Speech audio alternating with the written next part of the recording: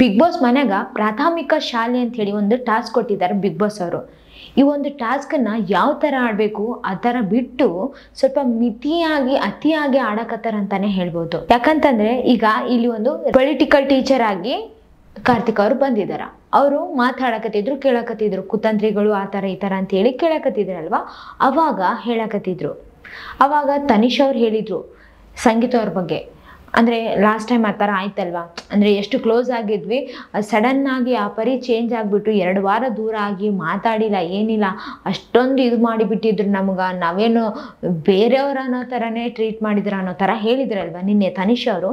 ಅದಕ್ಕೆ ಸಂಗೀತ ಅವ್ರಿಗೆ ಫುಲ್ ಕೋಪ ಬಂದಿತ್ತು. ನಾನು ಅವಾಗ ಹಂಗಿದ್ದೆ, ಇವಾಗ ಹಂಗಿಲ್ಲ, ನಾನು ಅವಾಗ ಏನೋ ಹಂಗೆ ಮಾಡಿದೆ, ಸಡನ್ ಆಗಿ ಹಂಗಾಯ್ತು, ಮೈಂಡು ಚೇಂಜ್ ಆಯಿತು, ಮಾಡಿದೆ, ಬಟ್ ಇವಾಗ ನಾನು ಅದೇ ಥರ ಮಾಡ್ತಿಲ್ಲ, ನಾನು ಎಷ್ಟು ಕರೆಕ್ಟಾಗಿರ್ಬೇಕಂತ ಹೇಳಿ ಇದ್ದೀನಿ ನಾನು ಅಂಥೇಳಿ ಅಲ್ಲಿ ವಾಶ್ರೂಮಾಗಿದ್ದಾಗ ತನಿಷ್ ಅವ್ರ ಹತ್ರ ಹೋಗ್ಬಿಟ್ಟು ಸಂಗೀತ ಅವರು ಹೇಳಕತ್ತಿದ್ರು.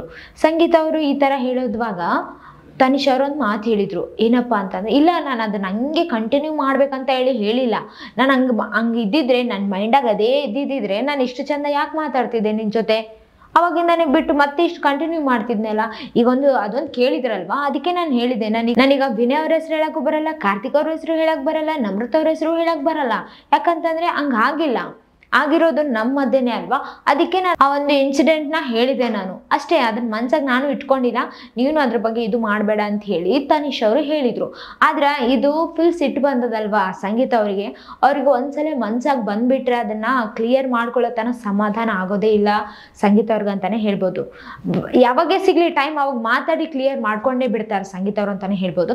ಅದಕ್ಕೆ ನಿನ್ನೆ ಆ ಥರ ಎಲ್ಲ ಕೇಳಿ ಹೋಗಕತ್ತಿದ್ರು ಅವರು. ಹೋಗೋವಾಗ ತನಿಷ್ ಅವರು ಹೇಳಿದ್ರು, ನೀನ್ ಪಾಡಿಗೆ ನೀನ್ ಬಂದು ಹೇಳ್ತಿದ್ದೀವಿ, ಮಾತಾಡ್ತಿದ್ವಿ, ಹೋಗ್ಬಿಡ್ತಿದ್ವಿ, ನಾವು ಹೇಳೋದು ಒಂದು ಮಾತು ಕೇಳಂಗಿಲ್ಲ, ಹಂಗಿದ್ದಾಗ ಎದಕ್ಕೆ ಹಂಗೆ ಕಂಟಿನ್ಯೂ ಮಾಡಿದ್ರೆ ಮಾಡ್ತೀನಿ ಬಿಡು ಆ ಥರ ಎಲ್ಲ ಸಿಟ್ಟಾಗ್ಬಿಟ್ಟಿದ್ರು.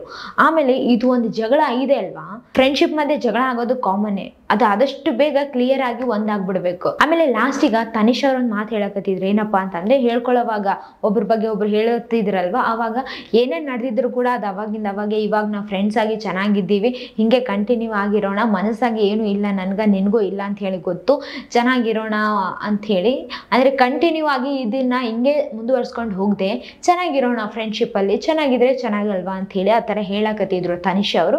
ಇದು ಒಂದ್ ಕಡೆಯಿಂದಾನೆ ಚೆನ್ನಾಗಿ ಖುಷಿನೇ ಆಯ್ತು. ಯಾಕಂತಂದ್ರೆ ಈಗ ಇಬ್ಬರ ಮಧ್ಯ ಸಾರಿ ಕೂಡ ಕೇಳಿದ್ರು ತನಿಷ್ ಅವರು. ಆ ಒಂದು ಇನ್ಸಿಡೆಂಟನ್ನು ನಾನು ಹೇಳಿಬಿಟ್ಟೆ ಸಾರಿ ಅಂತ ಹೇಳಿ ಸಂಗೀತ ಅವ್ರಿಗೆ ಕೇಳಿದಾರ.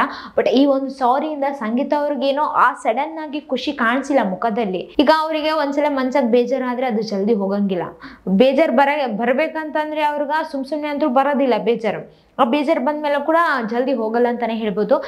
ಇವಾಗೇನು ತನಿಷ್ ಅವ್ರು ಸಾರಿ ಕೇಳಿದಾರ, ಮತ್ತೆ ಒಂದಾಗಿದ್ದಾರಲ್ವ, ಇದರಿಂದ ತುಂಬಾ ಖುಷಿ ಆಯ್ತು ನಮ್ಗಂತೂ ನೋಡೋದಕ್ಕ. ಮತ್ತೆ ನಿಮ್ಗೇನು ಅನ್ಸಿತ್ತು? ಈ ಬಿಗ್ ಬಾಸ್ ಮನ್ಯಾಗ ಯಾರೇ ಆಗ್ಲಿ ಜಗಳ ಆಡಿದ್ರೆ ಅವಾಗೆ ಒಂದಾಗ್ಬಿಡ್ಬೇಕು, ಹಂಗಿದ್ರೆ ಮಾತ್ರ ಚೆನ್ನಾಗಿ ಅನಿಸ್ತದ. ಇಲ್ಲಂತಂದ್ರೆ ಏನಪ್ಪಾ ಇವರು ಒಂದಾಗ್ತಾರ ಕಿತ್ತಾಡ್ತಾರೆ, ಇದು ಏನ್ ಬಿಗ್ ಬಾಸ್ ಅಂತ ಹೇಳಿ ಎಲ್ರಿಗೂ ಸಿಟ್ಟು ಬರ್ತದ ಅಂತಾನೆ ಹೇಳ್ಬೋದು. ಆದ್ರೆ ನಿನ್ನೆ ಒಂದಾದ್ರಲ್ವಾ, ಅದರಿಂದಾಗಿ ನೋಡೋದಕ್ಕೆ ತುಂಬಾನೇ ಖುಷಿ ಆಯ್ತು ಅಂತಾನೆ ಹೇಳ್ಬೋದು. ಮತ್ತೆ ಈ ವಿಚಾರದ ಬಗ್ಗೆ ನಿಮ್ಗೇನು ಅನ್ಸಿತ್ತು? ಆಮೇಲೆ ಕೂಡ ಮತ್ತೆ ಜಗಳಗಳು ಬರ್ತಾವ, ಕಾಮನ್ನೇ ಬಿಗ್ ಬಾಸ್ ಮನ್ಯಾಗ. ಯಾಕಂತಂದ್ರೆ ಇನ್ನು ಬಿಗ್ ಬಾಸ್ ಫಿನಾಲೆ ಇನ್ನು ಕೆಲವೇ ಆಯ್ತು, ಅದನ್ನು ಮುಗಿದ್ ಬಿಡ್ತದ. ಆಮೇಲೆ ಅವರು ಹೊರಗೆ ಬರ್ತಾರೆ, ಯಾರ್ಯಾರು ಕೆಲ್ಸದಾಗ ಅವ್ರವ್ರು ಬಿಸಿ ಇರ್ತಾರ. ಆಮೇಲೆ ಹೆಲೋ ಅಂತ ಹೇಳಿ ಮಾತಾಡೋಕ್ಕೂ ಕೂಡ ಟೈಮ್ ಸಿಗುತ್ತೋ ಇಲ್ವಾ ಅವ್ರಿಗೆ.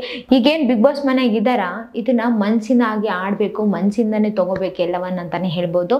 ನೋಡೋಣ ಯಾವ ತರ ಆಗುತ್ತೆ ಅಂತ ಹೇಳಿ. ಇದೇ ತರ ಎಲ್ಲರೂ ಚೆನ್ನಾಗಿರ್ತಾರೆ ಅಂತ ಹೇಳಿ ಅನ್ಸಕತ್ತದ. ಇವ್ರೊಂದು ಫ್ರೆಂಡ್ಶಿಪ್ ಇದೆ ಅಲ್ವಾ, ಸಂಗೀತ ಮತ್ತೆ ತನಿಷ್ ಅವ್ರ ಫ್ರೆಂಡ್ಶಿಪ್ ಯಾವಾಗ್ಲೂ ಹಿಂಗೆ ಇರ್ಬೇಕಂತ ಹೇಳಿ ನಾನು ಬಯಸ್ತೀನಿ. ಮತ್ತೆ ನಿಮ್ಗೆ ಏನು ಅನ್ಸುತ್ತೆ ಅಂತ ಹೇಳಿ ಕಮೆಂಟ್ನಾಗ ತಿಳಿಸ್ರಿ.